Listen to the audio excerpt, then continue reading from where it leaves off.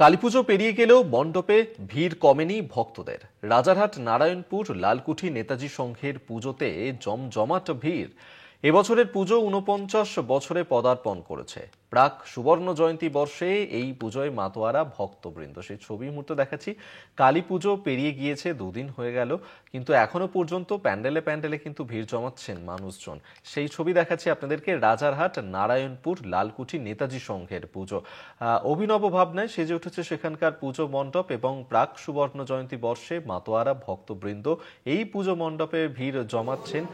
কালী পুজো পেরিয়ে গিয়েছে, কিন্তু কালী পুজোর রেশ, আনন্দের রেশে এখনো পর্যন্ত গা ভাসাচ্ছেন মানুষজন, এবং এখনো পর্যন্ত চলছে তাদের ঠাকুর দেখার পর্ব।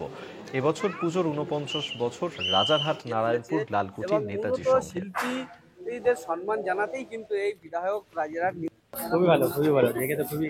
ওর প্রত্যেক বছরই এটা খুব ভালো করে, প্রতি বছরই চমৎকার। প্রত্যেক বছরই খুব ভালো করে। এবছরও আশা করি ভালোই হয়েছে। পুরোটা দেখি তারপরে। টিমটা কেমন হয়েছে? ভালো লাগে। প্রতিবারেই আসেন? হ্যাঁ, প্রতিবারই আসি। আমরা প্রায় লোকাল লোক তো প্রায় আসি। তাপস চট্টোপাধ্যায় প্রতি বছরই এক এক রকমের চমক দেয়। উনি তো আমাদের এখানকার। হ্যাঁ, ভালো লোক, মানুষের জন্য কাজ করে। হ্যাঁ, ভালো কাজ করে, জানা আমার অনেক কাজে লেগেছে। এবারে থিমটা কেমন হলো? ঘুরে ঘুরে তো দেখছেন। ভালো হয়েছে।